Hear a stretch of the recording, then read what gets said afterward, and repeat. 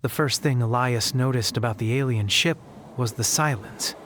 Not the peaceful kind, but the kind that felt watched. The corridors were wide and smooth, shaped in long curves instead of straight lines, and the walls softly changed color as he walked past, reacting to his movement. No footsteps echoed, no voices whispered. It was as if the ship itself was holding its breath. Elias adjusted the collar of his diplomatic uniform, suddenly aware of how small he looked in this place. He was the only human on board, the only one with soft skin, visible breath, and a heartbeat that did not hide itself. Around him, the alien delegates floated, glided, or walked with movements that were too precise to be natural. Their eyes, if they had eyes, followed him constantly. This meeting was supposed to be routine. Humanity had finally been invited to the Aurelian Concord, a massive alliance of spacefaring species who controlled trade routes, information networks, and long-term survival policies for the galaxy. Humans were late arrivals to the stars, noisy, emotional, and often underestimated. Still, they had earned this invitation through persistence, not power. Elias reminded himself of that as he entered the central chamber. The room was vast, shaped like a bowl turned upside down. Light came from everywhere and nowhere at once, and the air carried a faint, unfamiliar scent, clean, but sharp. At the center stood a raised platform where Elias was directed to stand alone. Around him, dozens of alien representatives settled into their places. He could feel the judgment before anyone spoke. Humans were known here, not as warriors or thinkers, but as unstable, emotional spikes, strong attachments, poor impulse control. According to alien records, humans struggled with closeness unless it was controlled or ritualized.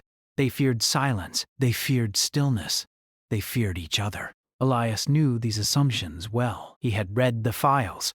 He just never expected to feel them pressing down on him, like gravity. A soft chime echoed through the chamber, signaling the start of formal dialogue. One of the senior delegates began speaking in a layered, echoing tone, translated instantly into Elias's ear implant. "Human Representative Elias Verne," the voice said. "Your species petitions for associate recognition within the Concord." Before deliberation, a cultural evaluation must be completed. Elias nodded calmly. Humanity understands and accepts the evaluation process. That should have been the end of it. Cultural tests were usually long, dull, and symbolic. Questions about ethics, cooperation, and problem-solving. Elias had trained for months. Then she stepped forward. She was smaller than the others, slimmer, her form more delicate. Her skin shimmered like pale stone underwater, faint lines of light moving slowly beneath it. Two large, reflective eyes dominated her face, filled with something Elias could not name. She wore no visible markings of rank, yet the room shifted subtly when she moved. "This is Silem," the translator whispered. "Cultural liaison, third circle." She stopped a few steps away from Elias and studied him in complete silence. He resisted the urge to look away. Then, clearly, calmly, and far louder than necessary, she spoke. "Tonight, you sleep beside me, human." The chamber froze. Elias felt his thoughts scatter like startled birds. For half a second, he wondered if the translator had failed. His heart skipped. His breath caught. Surely that could not mean what it sounded like. Around him, the alien delegates reacted instantly.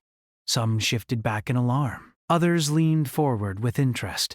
A few emitted low, rhythmic sounds that the translator did not even attempt to interpret. Elias did not move. Diplomatic training held him in place, even as confusion burned through his chest. He began, then stopped. He forced himself to breathe. "I believe there may be a misunderstanding." Silene tilted her head slightly.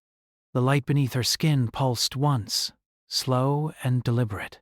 "There is no misunderstanding," she said. "The evaluation requires it." The translator did not soften the words. It did not add context. It simply delivered the sentence exactly as spoken. Elias felt heat rise to his face. This was not in any briefing. This was not acceptable under any human protocol he knew. Refusing could insult their culture. Accepting could create an incident that humanity might never recover from. He glanced briefly toward the observation balcony, where human advisors would have been watching remotely. But no signals came. No override. No guidance. The silence stretched. "Is this?" Elias asked carefully. "A symbolic phrase?" "No," Silen replied. "It is literal." A low wave of sound moved through the chamber. The older delegates watched him closely now, their attention sharp. Elias swallowed. "May I ask the purpose of this evaluation?" Silen's gaze did not waver. "To observe your species' behavior under shared vulnerability." The word sounded clinical, but something in her tone was not. There was tension there, expectation, maybe even doubt. Elias considered his options. Every second of hesitation was being recorded, analyzed, judged.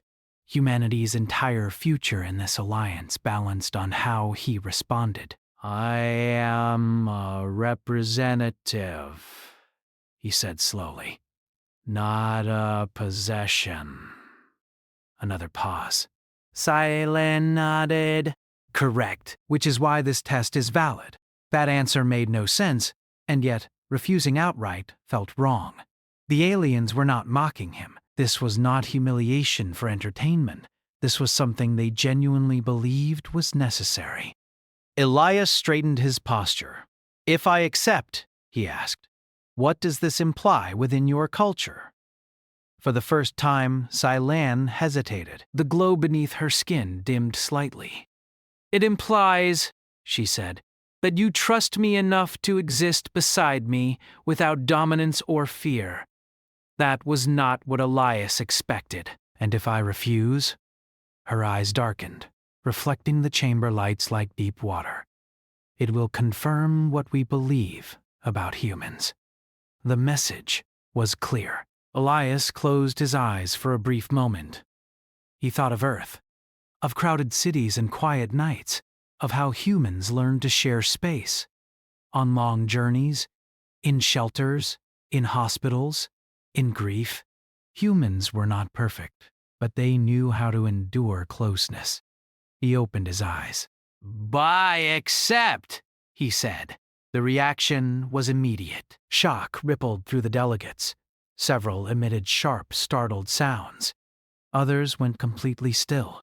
Silen exhaled, a sound almost too soft to hear. "Then the evaluation will proceed," she said. "You will be escorted." As the chamber dissolved into motion, Elias felt the weight of his decision settle into his bones. He did not know what awaited him, only that this test was not about comfort, or desire, or power. It was about something far more dangerous: trust. As he followed Silen out of the chamber, he became painfully aware of one truth. Tonight, the galaxy would decide what humanity truly was, based on how one human chose to exist in silence, beside the unknown. Elias walked beside Silen through the alien ship, his steps slow and measured.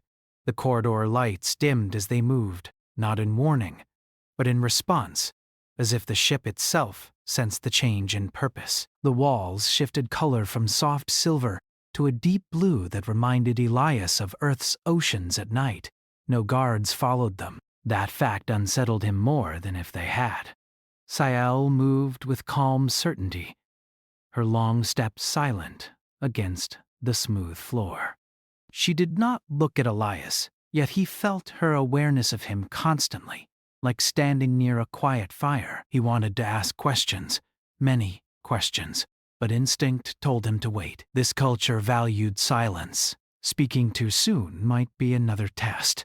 They reached a sealed doorway that opened without sound. Inside was a chamber unlike anything Elias had seen before. It was not a bedroom, not in the human sense. There were no walls in the usual way, only curved surfaces that flowed into one another. The lighting was soft and warm, low enough to ease the eyes. The floor was covered in a material that adjusted beneath his boots, firm but gentle. At the center lay a wide resting platform, large enough for two beings to lie side by side without touching. Elias stopped just inside the doorway. "This is where we rest," Silen said quietly. Her voice sounded different here, less formal, less sharp. Elias removed his boots as she did, following her example. The platform responded to their presence, subtly reshaping to support them both. He remained standing, unsure of what came next. "How long will this evaluation last?" he asked. "One rest cycle," she replied. Approximately 8 of your hours. 8 hours. Elias nodded slowly. He had endured longer waits in less comfortable places. Still, the thought of lying down beside an alien he barely understood, knowing he was being observed, made his chest tighten. "You may choose your position," Silen added. "Distance is permitted. That was something, at least." He moved to one side of the platform and sat carefully. The surface adjusted instantly, supporting his weight. It felt almost like lying on warm sand. Silen mirrored him on the opposite side. There was space between them, enough to feel safe, enough to breathe. For a long moment, neither of them moved. Elias became painfully aware of his own body. His breathing sounded too loud. His heartbeat felt uneven. He worried that every small movement was being recorded, judged, labeled as proof of instability. He forced himself to slow down. Humans had learned long ago how to be still. In hospitals, in crowded shelters, in shared rooms during long journeys. Stillness did not mean fear. Sometimes it meant care. He lay back slowly, placing his arms at his sides, eyes open, staring at the gently glowing ceiling. The light pulsed in slow rhythms, like a calm tide. Beside him, Silen lay down as well. The air between them felt charged, not with attraction, but with attention. Elias sensed that she was listening, not with ears, but with something deeper. Minutes passed, then Silen spoke. "You are calmer than expected." Elias smiled faintly, though she could not see it. "I've had practice." "At rest beside other humans?" she asked. "Yes," he replied. "Often in difficult times." She was silent again, processing this. "In our records," Silen said after a while, "humans struggle with proximity unless it serves dominance, reproduction, or hierarchy." Elias turned his head slightly, careful not to invade her space. "Our records are often written during our worst moments." Her skin shimmered softly, a sign of interest. "Why did you accept?" she asked. The question was simple, but Elias knew the answer mattered. "Because refusing would mean acting from fear," he said. "And because I believe trust should be tested by those willing to carry its weight." That made her turn toward him fully. Her large eyes reflected his face, studying it with careful intensity. "You understand the risk," she said. "Yes. Yet you did not ask for guarantees." "There are none," Elias replied. Not real ones. For the first time since they met, Silen looked uncertain. The ship hummed softly around them. Somewhere beyond the walls, unseen observers monitored every breath, every neural signal, every shift in posture. Elias felt it then, a gentle pressure at the edge of his mind. Not painful, not invasive. More like someone standing very close, without touching. "You are aware of the observation?" Silen said. "I am." Does it disturb you? He considered the question honestly. It would have, once. Now it feels familiar. She absorbed this in silence. Another stretch of quiet followed. Elias focused on steady breathing. In out. Slow, he allowed his body to relax. Not fully asleep, but not tense either. This was a state he knew well, a calm alertness. Beside him, Scifi shifted slightly. I have never shared rest with another, she admitted. Not like this. Elias turned fully now, keeping the space between them. Then why choose me? Her light dimmed, then brightened again.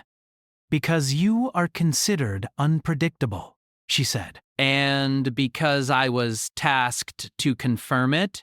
And now? He asked gently. I am unsure. That answer surprised him. What were you expecting, he asked. Resistance, control, withdrawal, emotional instability. And instead, you are simply here, she said, present. The word carried weight. Minutes turned into hours. Elias's thoughts drifted, then returned. He did not force sleep, but when it came, it did so gently, like a hand lowering a curtain. He dreamed of Earth, not of cities or crowds, but of quiet rooms and shared silence, of sitting beside someone without needing to speak. At some point he woke. The light in the chamber had dimmed further. Scifi lay on her side now, facing him. Her eyes were open. How long have you been awake? Elias whispered. I did not sleep, She said. Why? Because I was listening. To what? To you, she replied. Your breathing changed when you entered rest. Your heart slowed. There was no deception. Elias felt a strange warmth at that. In my culture, Scifi continued, sharing rest exposes true intent. The mind cannot hide when the body yields. And what did you find? Elias asked. She hesitated. Care, she said softly, without demand. That silence after her words felt heavier than before. The observation pressure faded slightly. Elias sensed it withdraw, like a tide pulling back. All the audience, somewhere beyond the walls, systems recalculated. Expectations shifted. Scifi sat up slowly. The evaluation is not proceeding as designed. Is that bad? Elias asked. It is unprecedented. She looked at him, truly looked, not as a subject, not as a representative, but as a being who had chosen vulnerability without force. You confuse our models, she said. Elias smiled, tired but sincere. Humans do that. The rest cycle ended with soft light filling the chamber. Scifi rose and stepped back, giving him space. Elias sat up, feeling strangely rested, despite the weight of the night. As the door opened and the ship's quiet resumed, Elias knew something had changed. Not just for him, but for how the galaxy would begin to see humanity. And for the first time since stepping aboard the alien ship, he felt that this test was no longer about judgment. It was about understanding. The door closed softly behind Elias and Scifi as they left the resting chamber. The corridor outside felt different now. The light was brighter, the air warmer. Elias could not explain why, but it felt as if the ship itself was no longer watching him with suspicion. They walked side by side in silence for a while. This time, the silence did not press down on him. It felt shared. Scifi was the first to speak. The observers are unsettled. Elias did not look surprised. Because I slept. Because you rested, she corrected. There is a difference. He nodded slowly. For humans, rest is not weakness. It is trust in the moment. Her skin shimmered again. A pattern he was beginning to recognize as deep thought.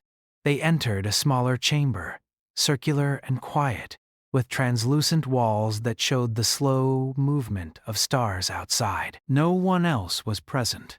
Elias sensed that this was intentional. This room is shielded, Scifi said. Limited observation only. I requested it. That will make them more unsettled, Elias replied gently. Yes, Ooh, she said. But clarity requires space. She stood facing the stars, hands folded behind her back. Elias remained a respectful distance away. Our evaluation system, Cylin began, was designed long ago. It assumes that shared vulnerability creates conflict unless hierarchy is established. And humans didn't follow that pattern, Elias said. No, she replied. You disrupted it. That word again. Disrupted. Humans had heard it many times in the stars. Usually it was not a compliment. Cylin turned toward him.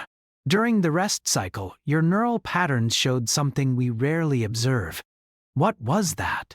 Elias asked. Choice, she said. You chose calm. Again and again, even when stress was present. Elias considered this. Calm is not automatic for us. It's learned, often through hardship. That makes it more concerning, Cylin said quietly. To you? Elias added. Yes. She stepped closer, still keeping a respectful distance. A species that can regulate itself under vulnerability is not easily controlled. Elias smiled faintly. We don't like being controlled. That much is clear, she said. A soft tone echoed through the chamber. A signal. The Concord has requested an interim review, Cylin said. They expected confirmation of instability. Instead, they received contradiction. What happens now? Elias asked. Now, she said, they will question their assumptions. That sounded hopeful, but Elias had learned long ago that questioning could lead to fear just as easily as understanding. They may decide humans are dangerous in a different way, he said.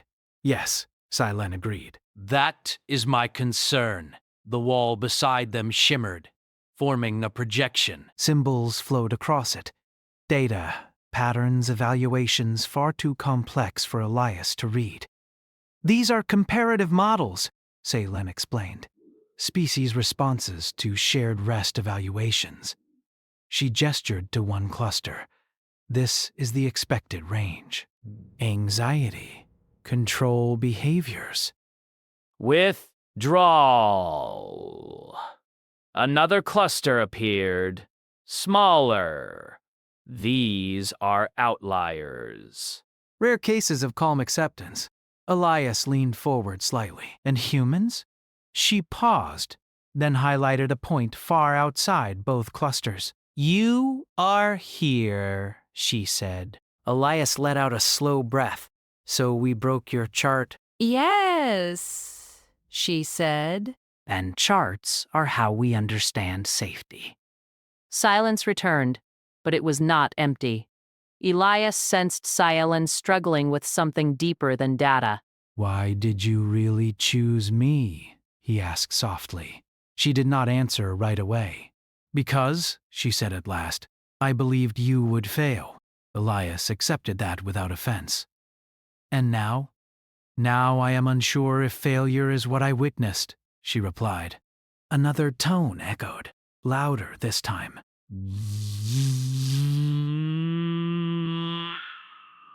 They are calling you, Cylin said. The senior delegates. Elias straightened. Am I ready? She studied him for a long moment. You are more ready than they are. The central chamber felt different from before. Less distant, more focused. The delegates were gathered, their attention sharp, movements tense.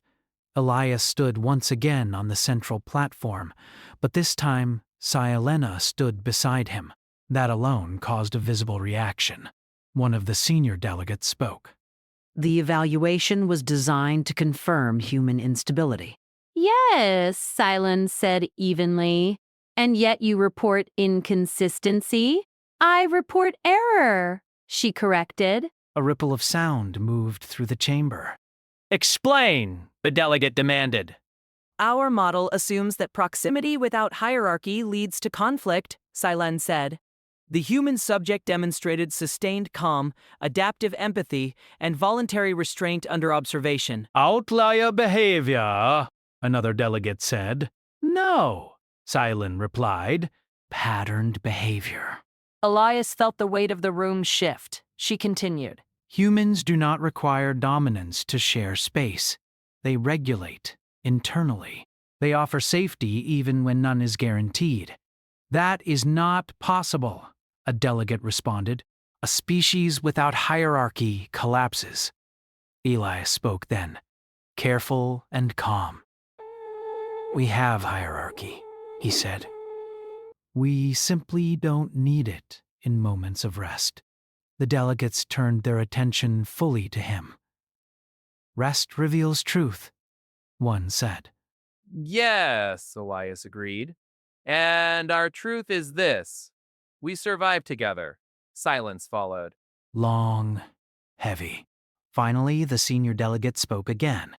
If humans are capable of this restraint, then they are capable of deception on a scale we do not understand. Elias expected that. Fear often followed surprise.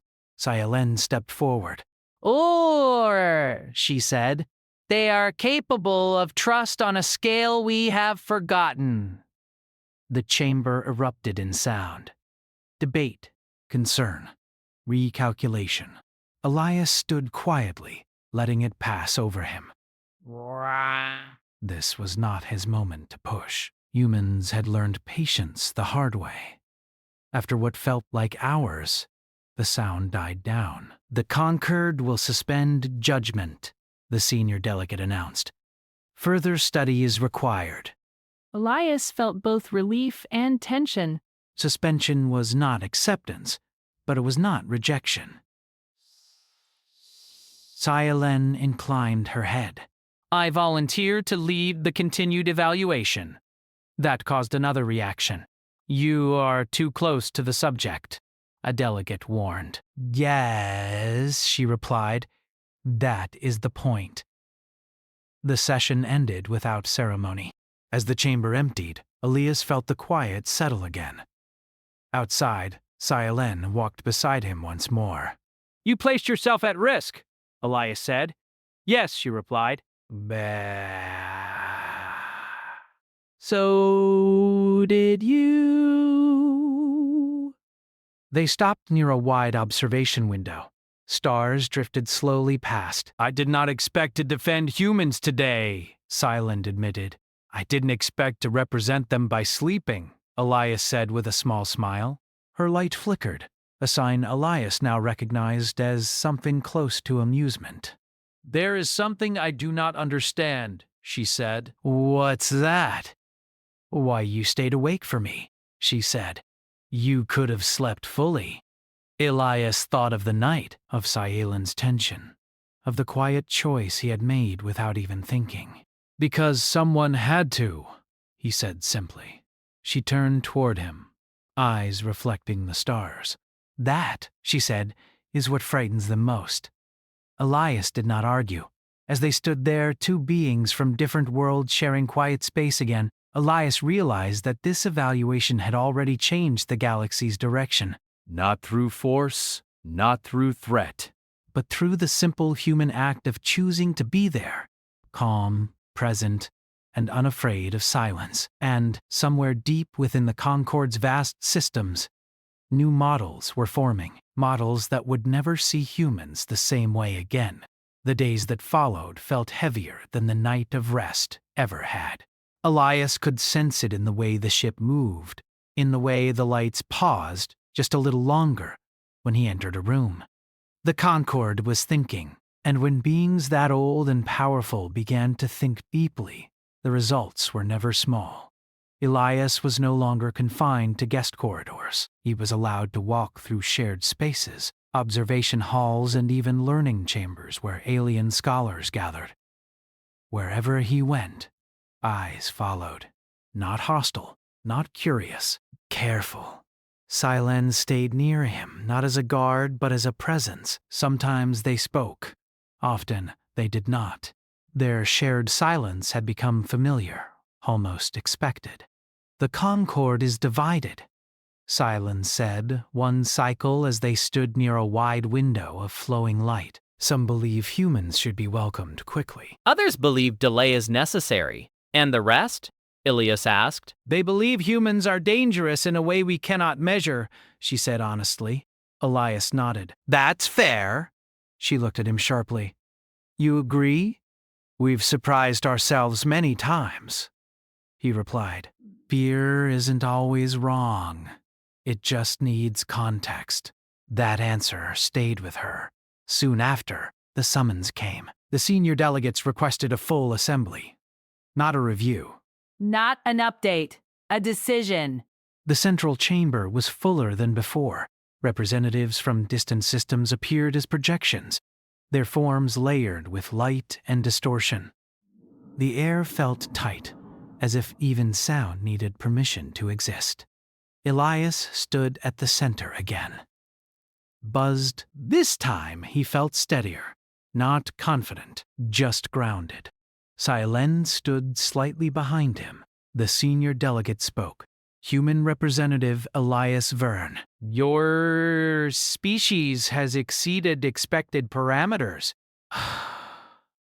Elias waited. This presents a dilemma, the delegate continued.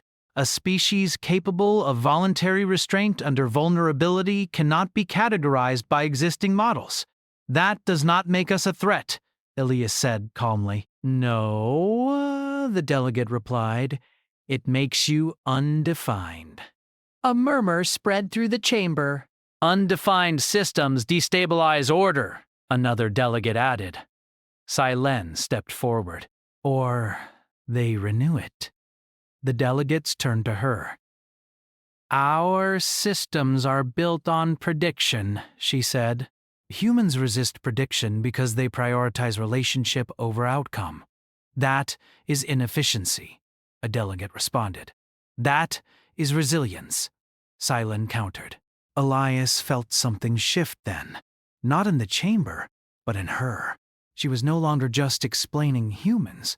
She was defending them. The senior delegate raised a limb, signaling silence.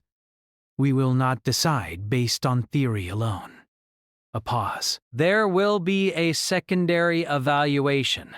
Elias felt the tension rise. This time, the delegate continued, it will not be private. The chamber lights dimmed. The floor beneath Elias shifted, expanding outward. Screens of light formed around him, showing countless observers across the Concord. You will demonstrate your species-defining trait, the delegate said. Not in isolation, not in rest. Then how? Elias asked. You will be given influence, the delegate replied. And you will choose how to use it. The room changed. Elias now stood within a simulation chamber, not virtual, real enough to feel weight and distance. Before him appeared a complex system, a multi-species trade hub on the edge of Concord space. It was failing. Resources were unevenly distributed. Communication was breaking down. No violence, no chaos. Just slow collapse. You have authority here, the delegate said. Limited time, limited reach. Silen looked at Elias, her expression unreadable. What happens if I fail? Elias asked. Then the Concord will conclude that human restraint is situational, the delegate said, and unreliable. Elias took a slow breath. May I ask one thing, he said. The delegate paused. Ask? Are the beings in this simulation aware they are being evaluated? Elias asked. They are not, came the reply. Then I accept. The simulation activated. Elias moved through the hub slowly, observing. Species argued, not angrily, but defensively. Each feared losing what little stability remained. Systems spoke over one another. No one listened long enough to understand. Elias did not issue commands. He listened. He sat with trade coordinators and asked simple questions. He repeated concerns back to them in clearer words. He redirected resources not by authority, but by agreement. He encouraged shared rest cycles, shared spaces, shared responsibility. Time passed. The hub did not become perfect, but it stabilized. Slowly, organically. Observers across the Concord watched something unfamiliar. No dominance, no control, just presence. When the simulation ended, silence filled the chamber again. The senior delegate spoke carefully now. You did not optimize output. No, Elias agreed. I stabilized people. That is inefficient, the delegate said. It's sustainable, Elias replied. Silane's light glowed brighter.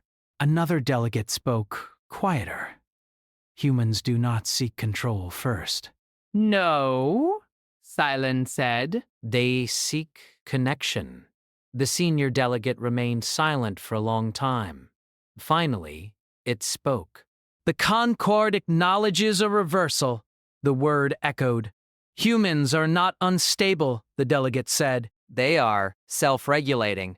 Elias felt his chest tighten, not with fear, but with something close to pride.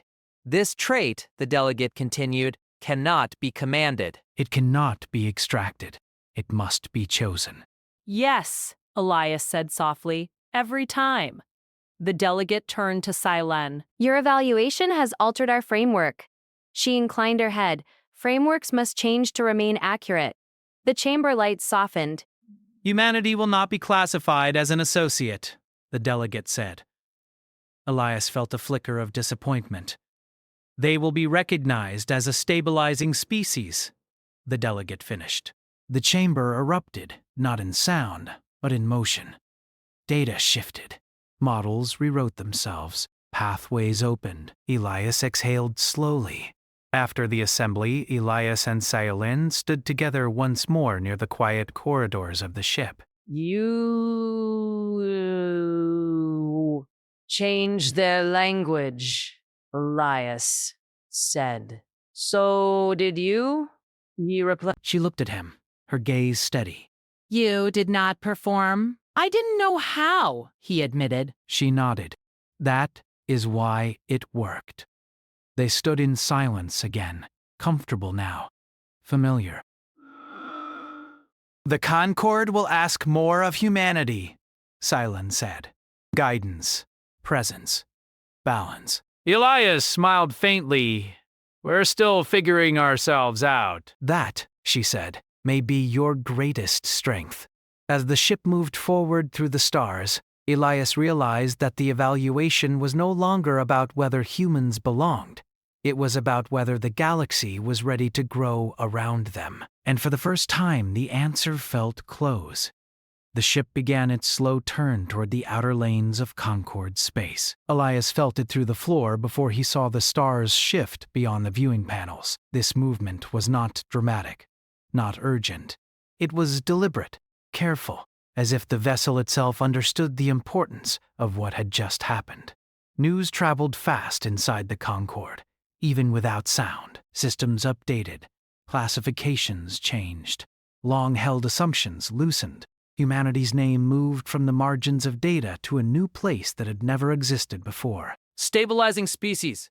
Elias still found the word strange. He stood alone for a while in a quiet observation hall, watching distant stars drift past. For the first time since leaving Earth, he did not feel like he was carrying the full weight of humanity on his shoulders. The burden had shifted. It was now shared. Footsteps approached, soft and familiar. Sayalin stopped beside him, leaving the same careful distance she always did. Some habits did not fade quickly. The Concord has issued a formal request, she said. Elias did not turn. Already? Yes, she replied. They wish to establish a long-term presence with humanity, cultural exchange, Advisory roles, shared rest protocols. He smiled at that last part. That one might take time. Her skin shimmered faintly, the closest thing she had to a smile. They are willing to wait. That mattered more than she realized. They also requested something else, Silen continued. Elias turned to face her. What? They asked if you would remain, she said, as a bridge. The word hung between them. Remain here? Elias asked. Yes, she said. Not permanently, but as a continuing presence while new frameworks form. Elias looked back toward the stars. Earth felt both close and far in that moment. And if I refuse? He asked quietly. They will understand, Scilen said. Humans choose. That is now accepted. That acceptance felt like a victory far greater than any title. I need to think, Elias said. She nodded. Of course. They walked together through the ship, past chambers that no longer felt hostile. Other beings paused as Elias passed, not in fear but in acknowledgement. Some studied him openly. Others looked away, thoughtful. He was no longer just a subject. He was a signal. Later, in a smaller chamber filled with soft light and slow-moving patterns, Elias sat alone. The quiet here was deep, layered, alive. He thought of Earth, of crowded trains and shared apartments, of nights spent sitting beside someone simply because they did not want to be alone. Humans had always done this. They had just never called it power. A soft sound announced Scialen's return. I have something for you, she said, holding out a small device. It pulsed gently, warm to the touch. What is it? Elias asked. A record, she replied. Of the night you rested. He raised an eyebrow. I thought the observation systems withdrew. They did, she said. This is mine. Elias accepted it carefully. Why give it to me? He asked. Because it changed me, Silen said, and I believe humans value such things. Die where we do. They stood in silence again, but this silence was different. It was no longer a test. It was simply shared. You never asked why my species values shared rest so deeply, Silen said. I wondered, Elias replied. She looked down at the floor, then back at him. Long ago, we lost the ability to trust ourselves. We built systems to watch, to predict, to control. Rest became a test because we feared what might surface when control faded. And what surfaced? Elias asked gently. Fear, she said. Always fear. Elias considered that. Humans have fear too.